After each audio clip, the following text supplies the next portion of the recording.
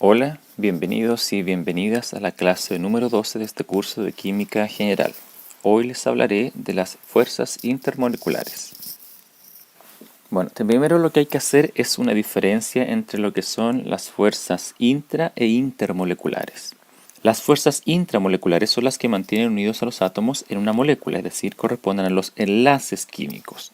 Mientras que las fuerzas intermoleculares son fuerzas atractivas entre moléculas. Entonces la diferencia está aquí. Entre, cuando uno habla de inter, quiere decir que está entre. Pero cuando uno habla de intra, quiere decir que está dentro de la molécula. Entonces, de estas fuerzas intramoleculares ya hablamos. Entonces, ahora vamos a hablar de las fuerzas que se producen entre las moléculas. Ahora, ¿por qué es importante hablar de ello? Porque son una medida de la fuerza de atracción que hay entre las moléculas y que pueden explicar fenómenos como el punto de ebullición, el punto de fusión, la energía de vaporización, la energía de fusión, la energía de sublimación. 5 fenómenos los vamos a analizar más adelante, pero voy a estar hablando un poquito de ellos porque probablemente ustedes entienden qué es el punto de fusión y el punto de ebullición. Solo entonces para hacer una comparación entre las fuerzas inter versus intra, para vaporizar, es decir, para pasar agua, un mol de agua líquido a la fase de vapor se necesitan 41 kilojoules. Un mol nuevamente también lo vamos a ver en la próxima asignatura, pero es una gran cantidad de moléculas. O sea, para pasar una gran cantidad de moléculas a la fase de vapor se necesitan 41 kilojoules por mol. Y eso es una energía que se necesita para romper interacciones intermoleculares. Pero se necesitan 930 kJ para romper todos los enlaces OH en un mol de agua. O sea, lo que estamos viendo es que para romper enlaces, que serían entonces las fuerzas intramoleculares, se necesita mucha más energía para la misma cantidad de moléculas de agua que para vaporizar un mol de agua. Entonces, esto es muy importante, ¿ya? Nosotros vamos a fijarnos en estas energías principalmente. Estas ya no las vamos a tocar hasta cuando vamos a la parte de termoquímica. Y por lo tanto, haciendo esta comparación, se deduce que generalmente las fuerzas intermoleculares son más débiles que las fuerzas intramoleculares. Ahora, existen varios tipos de fuerzas intermoleculares. Entonces, a continuación se hace un resumen de las más importantes y se clasifican.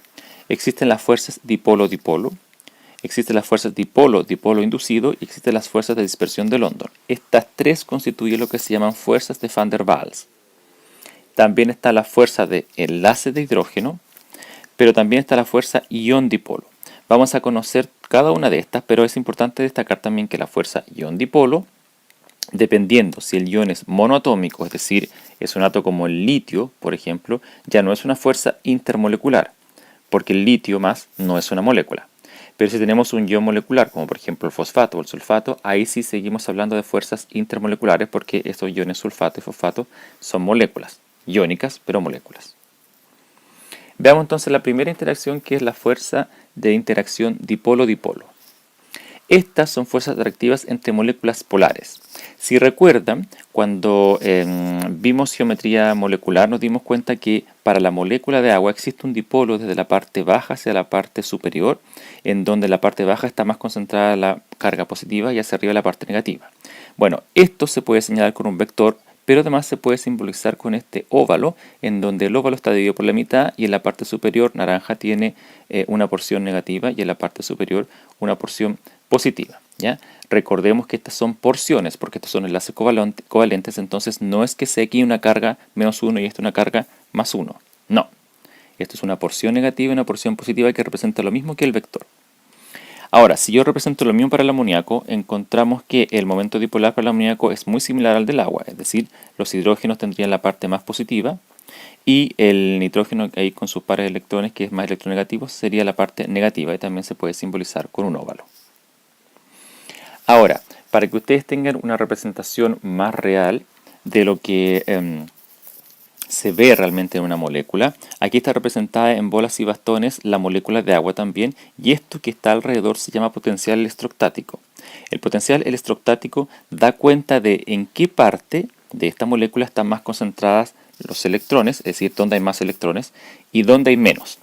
Y tal como en un mapa probablemente lo han visto ustedes colorimétrico de las temperaturas, estas son las zonas más calientes, quiere decir entonces que hay más concentración de electrones.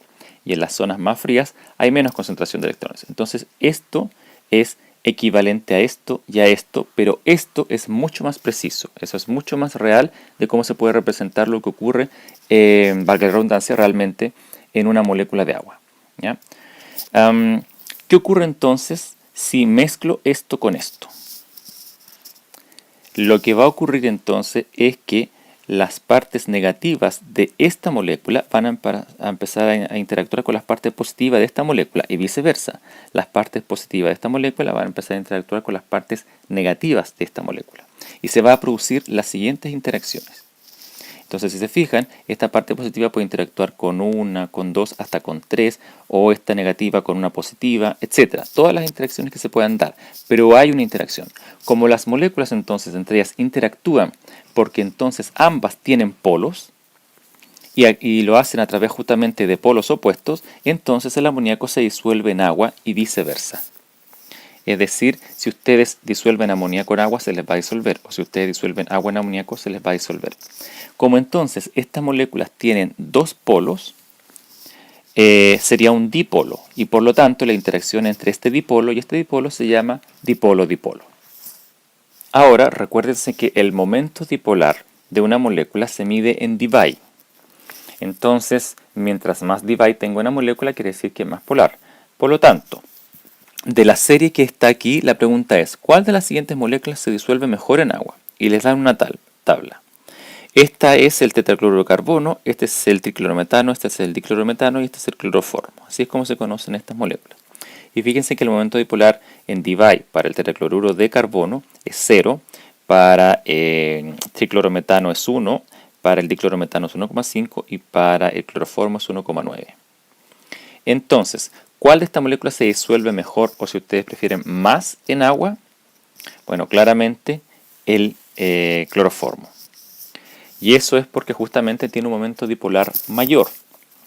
Entonces, como es más polar, entonces el agua, que ya vimos que es una sustancia polar, de acuerdo a la fuerza de interacción que acabamos de ver, dipolo-dipolo, entonces el cloroformo se va a disolver mejor en agua que los otros compuestos. ¿Ya?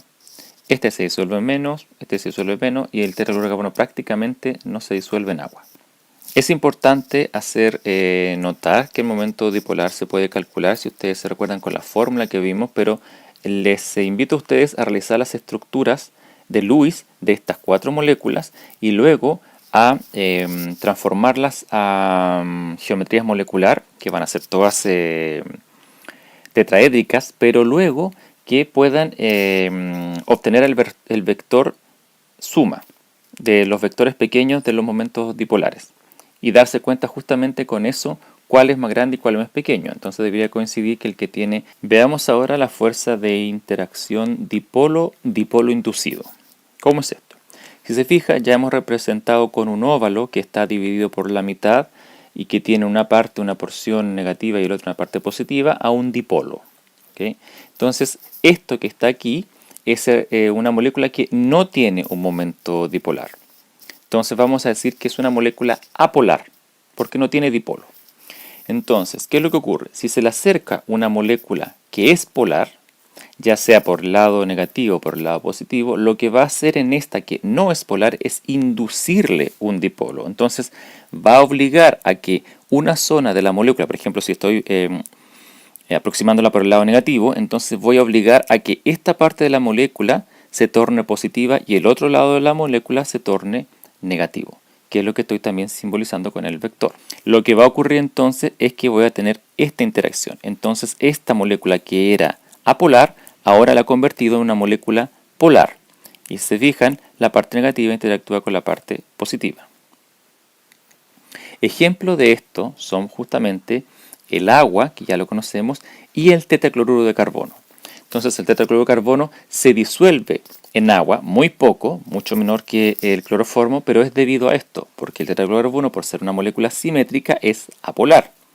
Pero si yo acerco el agua al tetraclorocarbono, induce en él una polaridad.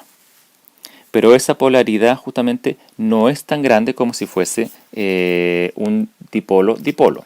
Entonces, la fuerza de interacción dipolo-dipolo es mayor que esta fuerza de interacción dipolo-dipolo inducido. Otro tipo de interacción es qué pasa cuando tenemos dos moléculas que son apolares, ambas.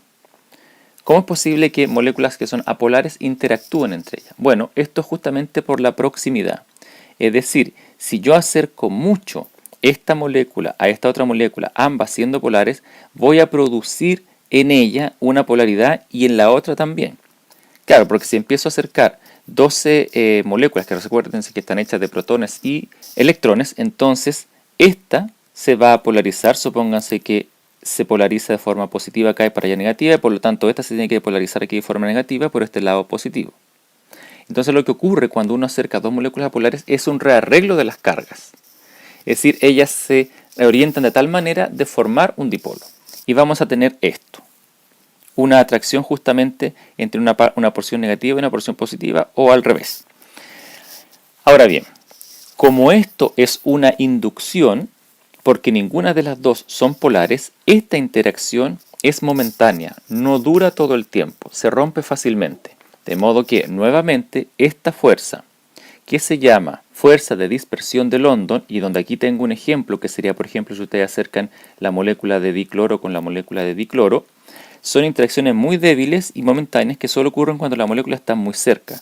Entonces, estas fuerzas de dispersión de London son menos fuertes que la que acabamos de ver, es decir, la de dipolo-dipolo inducido. Por lo tanto, el orden es mayor fuerza, dipolo-dipolo, menor fuerza, dipolo-dipolo inducido, y menor fuerza aún, dispersión de London. Ahora, justamente para que ocurra este tipo de interacción, las moléculas tienen que estar muy próximas. Entonces, la fuerza depende mucho de la distancia. Si las moléculas están lejos, no va a ocurrir esta interacción. Las moléculas tienen que estar muy cerca. En el caso de las dipolo-dipolo inducido, la molécula esta también tiene que estar cerca de la molécula apolar, pero no tanto como esta. Es decir, es menos dependiente de la distancia. Y la fuerza que vimos anteriormente, que es la dipolo-dipolo, es menos dependiente de la distancia. Es decir, el dipolo se puede realizar a distancias más lejanas. Entonces, la fuerza de interacción depende justamente de la polaridad de la molécula, pero también de la distancia. Lo que trato de mostrar ahora, o la intención, digamos, con este ejemplo de polos inducidos en el helio interactuando entre ellos en el tiempo, porque la animación no es muy precisa, es mostrar que los dipolos son momentáneos, entonces como que se forman y se deforman, se forman y se deforman, son como flashes. Eso es lo que estaría ocurriendo, es decir, ustedes ven la formación pero luego se van desapareciendo, luego se vuelven a formar y desaparecen. Por eso es que las fuerzas de dispersión están presentes en todas las especies. Es decir, cualquier molécula, sea polar o sea apolar, tiene fuerzas de dispersión de London, o mejor dicho, la mínima fuerza intermolecular que tiene una molécula es de dispersión de London. Es decir, de ahí para arriba se le pueden sumar más fuerzas intermoleculares. Ahora les voy a explicar una cuestión que también es importante para ver propiedades macroscópicas como son el punto de fusión o el punto de ebullición. Se habla de la polarizabilidad, que es la facilidad con que la distribución electrónica en el átomo, la molécula, se distorsiona. Es decir, una molécula, ¿qué tan polarizable puede ser? Porque si vimos anteriormente, en la fuerza dipolo inducido o dipolo inducido, la molécula a la cual se le induce el dipolo tiene que querer polarizabilizarse. Y se han dado cuenta de que la polarizabilidad aumenta con la gran cantidad de electrones. Es decir, mientras más electrones tenga una molécula, más polarizable es. Y también con las nubes electrónicas difusas. Es decir, que si los electrones no están como pares de electrones enlazantes, sino que están como pares de electrones antienlazantes, o no enlazantes, mejor dicho, lo que ocurre entonces es que esos, como están más sueltos, esa nube electrónica es difusa, porque no está sujeta entre dos átomos, solamente está uno. Así que se ha visto que mientras más nubes electrónicas difusas tenga, más polarizable es una molécula. Aquí se muestran, por ejemplo, los puntos de fusión de compuestos no polares similares. Fíjense que el punto de fusión de el metano es menos 182.5 grados Celsius. El del tetrafluoruro de carbono es menos 50.0 grados Celsius. El del tetracloruro de carbono es menos 23. El del tetrabromuro de carbono es 90 y el del tetrayoduro de carbono es 171.0. Si se fijan, ninguno de estos compuestos, porque son todas moléculas tetraédricas, tienen nubes electrónicas difusas. ¿Qué los hace diferentes entonces? ¿Por qué el punto de fusión del tetrayoduro de carbono es tan grande comparado con, por ejemplo, con el tetrafluoruro de carbono? Y eso se debe a la gran cantidad de electrones. Es decir, como el yodo en el grupo de los halógenos está más abajo, porque ustedes se fijan, esta es una familia, flúor, cloro, bromo, yodo, tiene más electrones que el flúor, entonces es más polarizable. Por eso es que, como es más polarizable, genera dipolos mayor. Si genera dipolo mayor entre ellos, que son todos esos sí, dipolo inducido, si genera dipolo mayor porque tiene más electrones, entonces la atracción es más fuerte que la atracción que ocurre entre las moléculas de tetrafluoruro de carbono. De modo que, si la atracción es más fuerte, entonces es más difícil romper esa fuerza intermolecular, y por eso es que el punto de fusión es tan alto. Comparado con esta, por ejemplo, el punto de fusión es mucho menor porque el flúor no tiene con el carbono tantos electrones. De modo que su polarizabilidad es menor. ¿Y para qué hablar, por ejemplo, del metano, cuya polarizabilidad es bajísima? Y por eso es que el punto de fusión es tan bajo también. Eso es lo que acabo de explicar, lo que simboliza la flecha. Se han fijado también que las fuerzas de dispersión usualmente aumentan con la polarizabilidad de las moléculas, una cosa que acabamos de ver, pero otra cosa también, la masa molar. ¿Ya?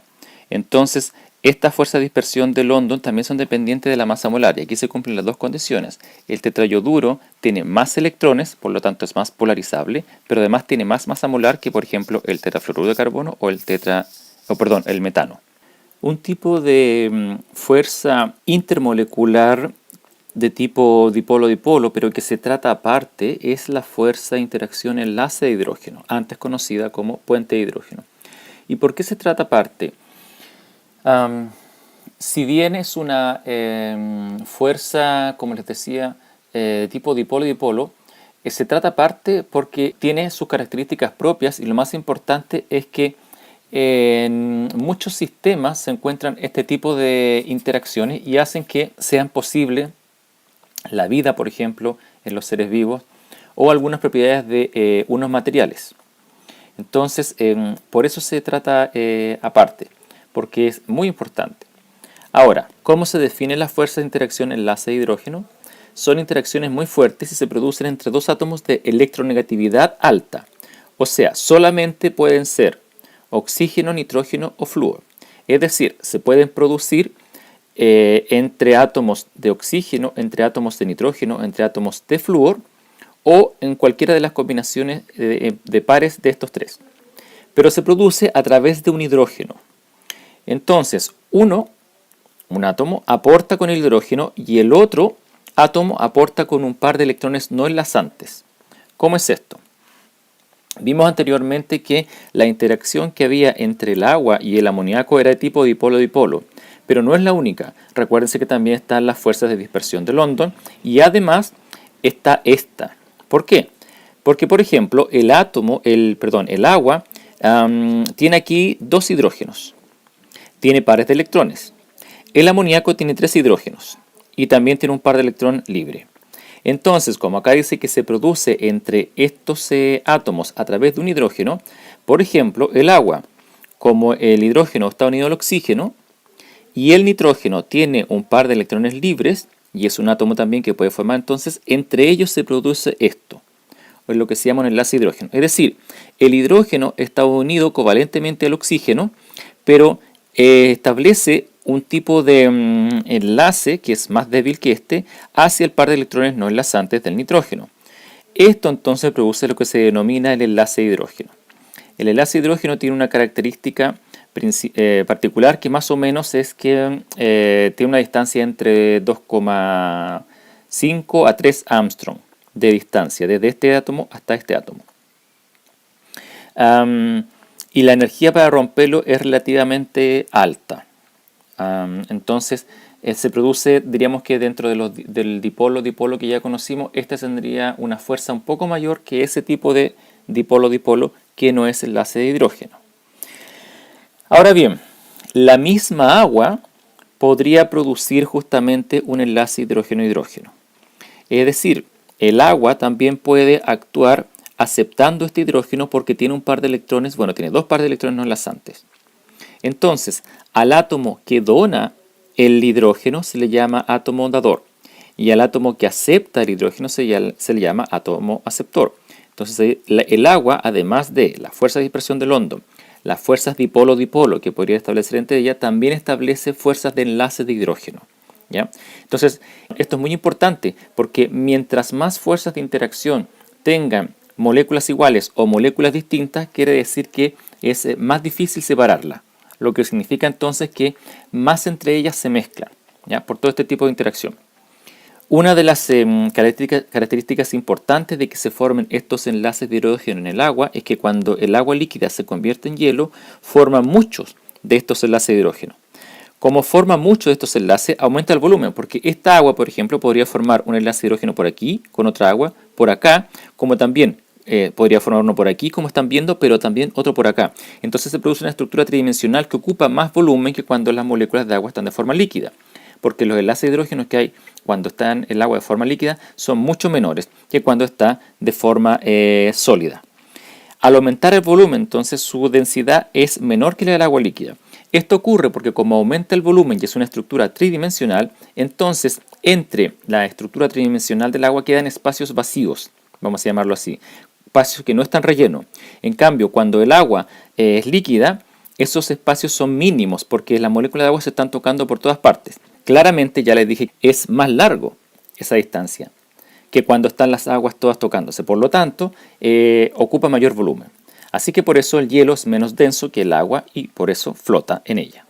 Como les decía, esta fuerza de interacción es importante porque el ADN, nuestro material constitutivo, está hecho de cientos de enlaces de hidrógeno.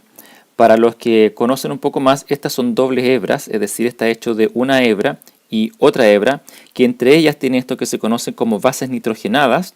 Bueno, aquí en verde se señala la adenina y esta la timina, y la adenina con la timina, como se fijan, puede establecer dos enlaces de hidrógeno. Mientras que la guanina con la citosina, esta en azul y la otra en rojo, puede establecer tres enlaces de hidrógeno. Y las cadenas de ADN no son cortas como lo que se está mostrando aquí. Esto es una porción. Dependiendo del ser vivo, las cadenas pueden ser muy largas. Entonces en un ser humano la cadena de ADN es extremadamente larga, dependiendo también de la célula en que se encuentre. Por lo tanto, ustedes vayan sumando a cada una de estas interacciones enlaces y enlaces y enlaces más enlaces y enlaces de hidrógeno. Por lo tanto, romper esto es muy difícil. Esa es la característica del enlace de hidrógeno que nos da la vida. Pero otra es la característica que se puede ver en los chalecos antibala de Kevlar. El Kevlar es un polímero, como ustedes pueden ver de esta forma, lineal, y cada una de estas moléculas en negro se va repitiendo, con lo cual son monómero tras monómero, forman un polímero. Pero esto, como es una cadena larga, puede dar la vuelta por todas partes. Entonces aquí, por ejemplo, da la vuelta a la cadena, como ven, entre vueltas sucesivas de esta larga cadena de polímeros se empiezan a establecer enlaces de hidrógeno. Esto entonces hace que, como se hacen tantos enlaces de hidrógeno entre ellas, el polímero del Kevlar sea tan resistente y por eso se utiliza como chaleco antibalas. A pesar de que es un plástico, vamos a decirlo así, pero se usa justamente porque es liviano. Como es liviano, entonces lo pueden llevar, establece muchas interacciones y hace justamente que sea muy duro de romper. Antes, digamos, en las cruzadas, por ejemplo, se usaban armaduras de hierro y esta era muy pesada. Justamente las armaduras se usaban para prevenir los ataques con espada. Hoy en día ya no hay que usar una armadura.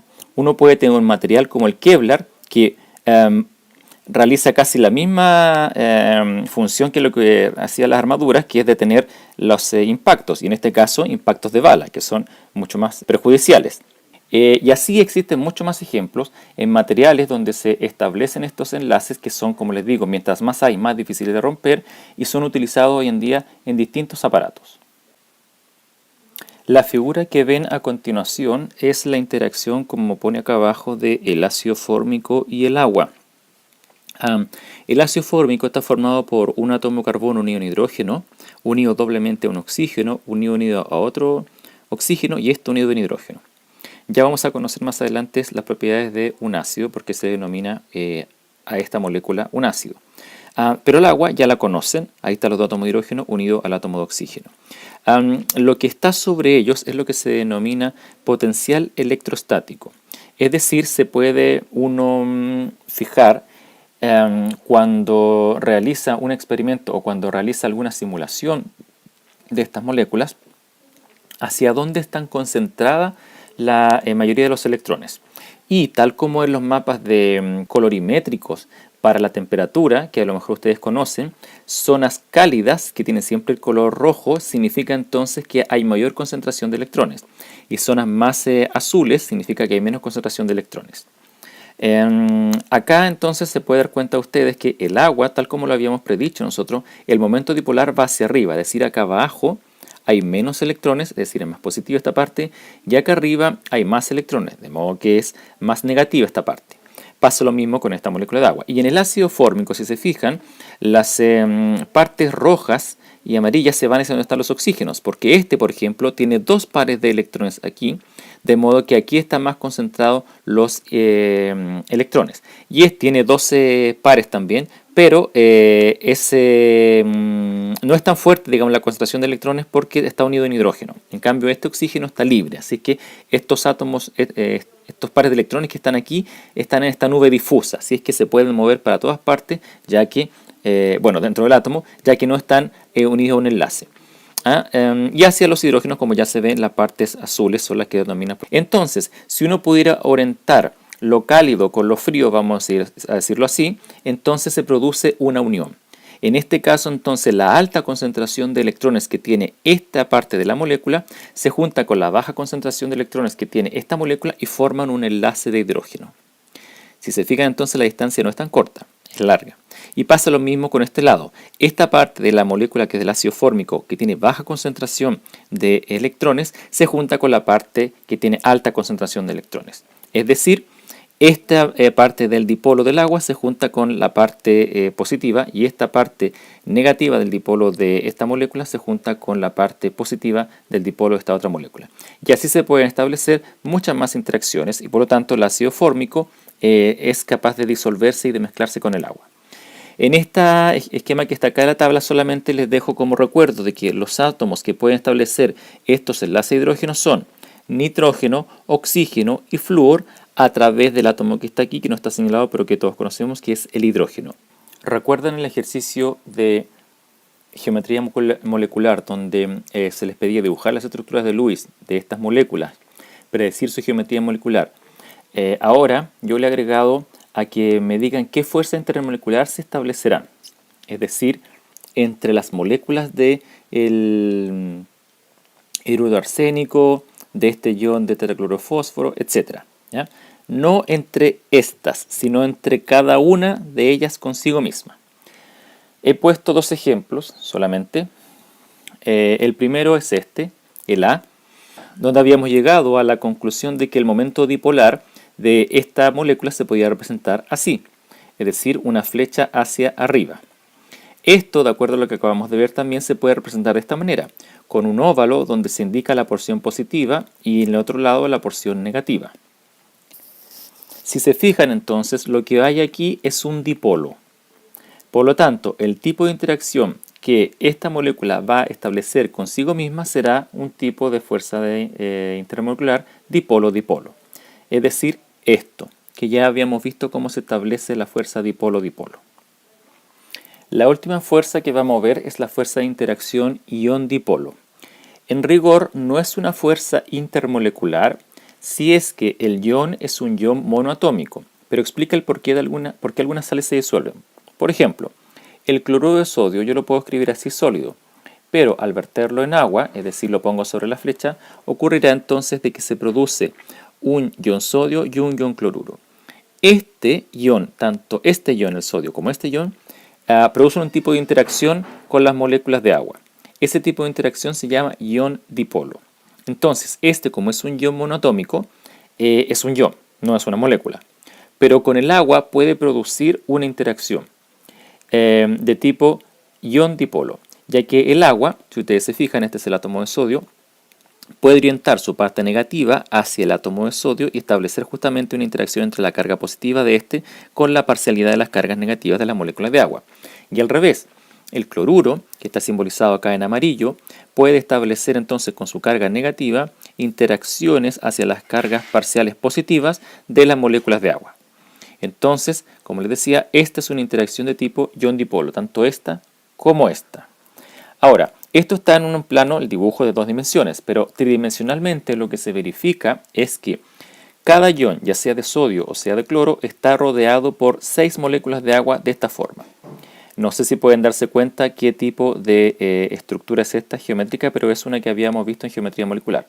Esto es un octaedro, es decir, el ion sodio o el ion cloruro establece un octaedro con 6 moléculas de agua. En este caso está mostrando el ion sodio que se está orientando por la parte negativa. Si se fijan, los paraelectrónicos del oxígeno son los que se están orientando hacia el ion sodio.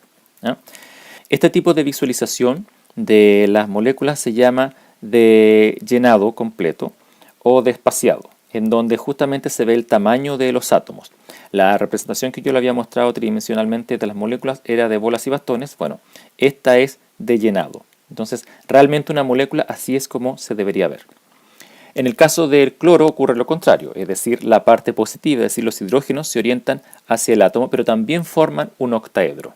Ahora, si el ion es molecular, es decir, el fosfato que teníamos anteriormente o el sulfato, entonces lo que va a ocurrir es que eso sí es una molécula y por lo tanto sería un tipo de interacción. Entonces sería un tipo de interacción ion-dipolo, pero ion molecular, dipolo molecular, lo cual implica que sí es una fuerza intermolecular. Ahora, una característica importante de las sales que son capaces de disolverse en agua y que se rodean por las moléculas de agua, tal como les he mostrado, es que se disocian completamente. ¿Ya? La mayoría de las sales, vamos a ver después en un curso de Química General 2, cuáles sales se disocian completamente y cuáles no. Pero cuando ocurre que se disocian completamente, conducen la electricidad. Y eso es un punto importante. Por este motivo, entonces, como conduce la electricidad, se dice que el cloruro de sodio es un electrolito fuerte. Cabe señalar también de que, y esto es una nota aparte, existe la fuerza de interacción ion-dipolo inducido. Es decir, que un ion ahora es capaz de inducir un dipolo en una molécula que no lo tiene. Como por ejemplo, se imagina el sodio con el tetracloruro de carbono. O el sodio con la molécula de cloro. Podría inducirle el ion sodio, me refiero, ¿no? Podría inducirle un dipolo. Esta fuerza de interacción ion-dipolo, la verdad que es bastante fuerte, porque ahora no es una carga parcial que tiene el cloro, es una carga total, o sea, esto es -1 y el cloro es -1 y el sodio es +1, de modo que un +1 está atrayendo a estas pequeñas parcialidades de cargas chiquititas, digamos, serían negativos, no alcanza ninguna a ser una. Y este carga -1 está atrayendo a estas cargas parciales positivas. De modo que la fuerza de interacción ion-dipolo está por sobre la fuerza de interacción dipolo-dipolo. Una cosa también para reclarar respecto a los iones, mientras más carga tienen los iones, la atracción es más fuerte. Es decir, si yo comparo el magnesio +2, que tiene 2 cargas positivas, con respecto al sodio, que tiene una carga positiva, esta interacción entre el sodio y el agua es más débil que esta interacción entre el magnesio y el agua. Esta es más fuerte. Aquí está de forma más grande para que lo vieran cómo era la estructura octaédrica que se formaba en lo que estaba explicando anteriormente. Ahora bien, yo he introducido el concepto de electrolito y se ha definido como una sustancia que es capaz de conducir la electricidad. La glucosa, por ejemplo, que tiene esta forma molecular, se disuelve completamente en agua. Es decir, yo puedo tener glucosa sólida que en agua se disuelve en glucosa acuosa. Pero Al rodear el agua a la glucosa para disolverla, lo puede hacer por enlaces de hidrógeno, porque se fijan, tiene varios para hacer enlace de hidrógeno, o lo puede hacer por fuerzas dipolo-dipolo, ¿ya? Que es lo que está dicho acá. Sin embargo, la molécula de agua no se disocia. Ningún átomo, como en el sodio y el cloro, se separa. De modo que, al no disociarse, no conduce la electricidad, de modo que a estas moléculas se les conoce como no electrolito. Ahora, hay otro tipo de moléculas, que como les digo, siguen siendo moléculas, como por ejemplo el ácido acético, que es un componente principal del vinagre. Lo que le ocurre al ácido acético es que en agua no se disocia completamente, se disocia parcialmente. El ácido acético tiene esta forma molecular. Si se disocia en un anión y en un catión, el catión con el anión pueden volver a juntarse y formar el ácido acético. Esto se conoce como un equilibrio ácido-base que vamos a conocer también en el curso de Química General 2. Al disociarse parcialmente entonces y no totalmente como lo hacía el cloruro de sodio, conducen débilmente la electricidad, por lo tanto se le denomina a este tipo de moléculas un electrolito débil. Se puede sacar como corolario entonces que lo semejante interacciona o interactúa con lo semejante y por eso una sustancia se disuelve en otra. Antiguamente se decía que lo semejante disuelve a lo semejante y por eso es que algunos compuestos se disuelven en otros. Esto es una cuestión muy importante para la unidad que va a venir más adelante de disolución, así que por favor no lo olviden. Por eso hemos estudiado aquí las fuerzas intermoleculares, porque nos vamos a dar cuenta por qué se pueden producir lo que se llaman disoluciones, ¿ya? Y es esta regla: lo semejante interactúa con lo semejante. Por lo que si no son semejantes, entonces su interacción es mínima y se producen fases. El agua, por ejemplo, con el aceite no interactúan de forma completa, vamos a decirlo así. ¿Por qué? Porque el agua es una molécula polar, pero el aceite es una molécula apolar. Entonces, más que fuerzas de atracción, existen fuerzas de repulsión. Y entonces, acá tenemos un caso contrario. Lo que vamos a darnos cuenta entonces es que vamos a poder distinguir dónde está el agua y dónde está el aceite. De modo que una mezcla con agua con aceite será una mezcla heterogénea, porque yo puedo ver las gotitas de aceite, probablemente ustedes lo han visto, después de las comidas, que quedan las gotitas de aceite, los aliños, por ejemplo, de la ensalada, flotando en el agua. Y no están mezcladas.